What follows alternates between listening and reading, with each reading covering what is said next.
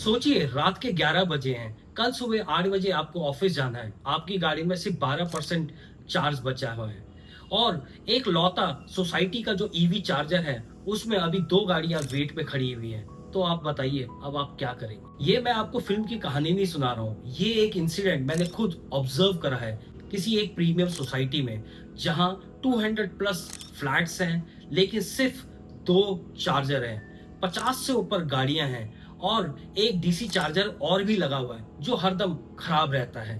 तो आप बताइए, जितने भी ईवी ओनर्स हैं वो अपनी गाड़ी को चार्ज करें तो किस तरीके से चार्ज करें? Hello friends, welcome back to my channel EV craze. आज मैं आपको ऐसी प्रॉब्लम के बारे में बताना चाहता हूँ जो कोई और चैनल कवर नहीं करता। कोई भी ईवी इन्फ्लुएंसर चाहे ईवी टॉक्स के बारे में बता रहा हो या ईवी न्यूज के बारे में बता रहा हो, लेकिन वो इस बात को कवर नहीं करता। Real insight, real problem, real dark secret of EV industry.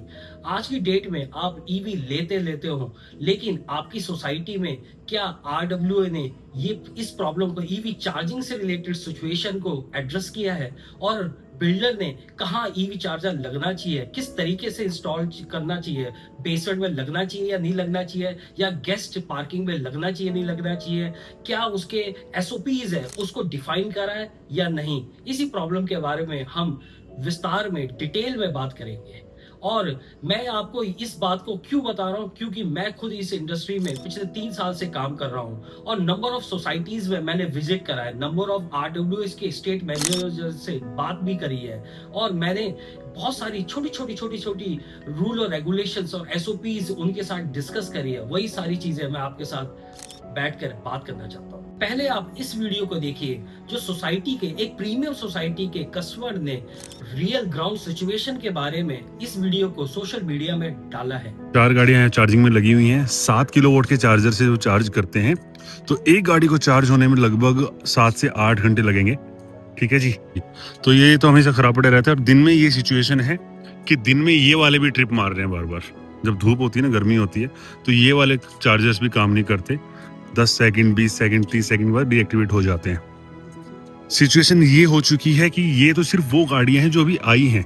अब लोग ऑफिस से आने लग जाएंगे ना, तब यहाँ पर शिफ्टों में काम कर रहे हैं, करना पड़ता है कि कोई चार्जर खाली है या नहीं। तो ये सिचुएशन हो गई है। सोसाइटी में चार्जिंग से रिलेटेड 4 मेजर प्रॉब्लम है जो मैंने आइडेंटिफाई करी है। मैं एक एक करके वो सारी प्रॉब्लम आपके साथ डिस्कस करता हूँ। सबसे पहले प्रॉब्लम नंबर 1, वेट टाइम 2 से 4 घंटे।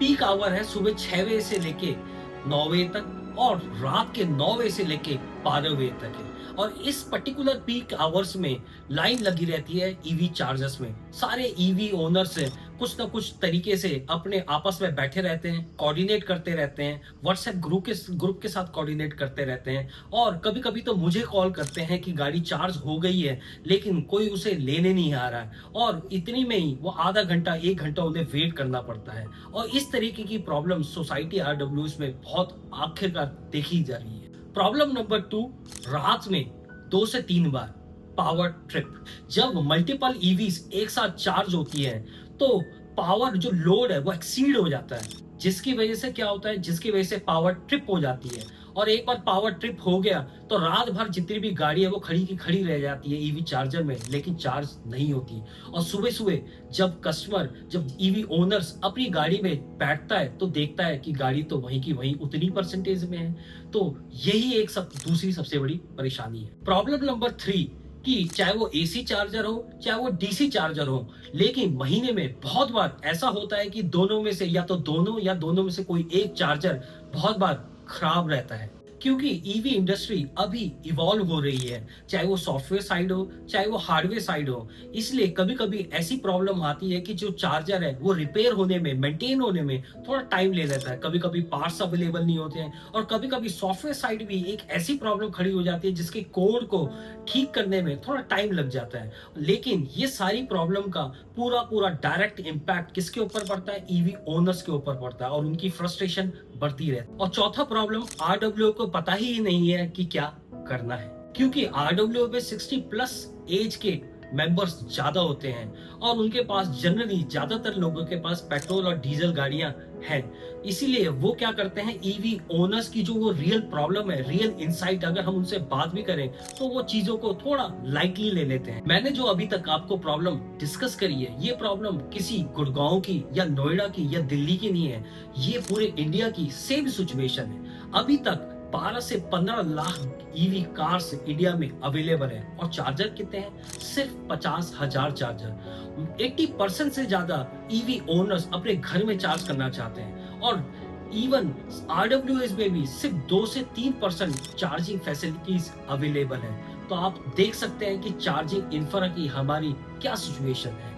इस सिचुएशन को ही हमें ठीक करना। मैंने प्रॉब्लम तो आपको बता दी है, लेकिन इस प्रॉब्लम का क्या सॉल्यूशन है मेरे अकॉर्डिंगली और इसमें हम क्या कर सकते हैं वो अब हम डिस्कस करेंगे। इसमें तीनों के लिए एडवाइस है, ईवी ओनर्स, आरडब्ल्यूएस और गवर्नमेंट के लिए मेरी तरफ से। जैसे मैंने आपको बताया है कि आरडब्ल्यूएस चीजों को लाइटली लेते हैं इन टर्म्स ऑफ चार्जिंग, तो जितने भी ईवी ओनर्स हैं उनको डिमांड करनी चाहिए कि वो आरडब्ल्यू के साथ बैठे, डिस्कस करें कि ईवी इंफ्रास्ट्रक्चर, चार्जिंग इंफ्रास्ट्रक्चर कैसे लगना चाहिए, इसके पीछे क्या एसओपीज है और इसको सीरियसली कैसे ले।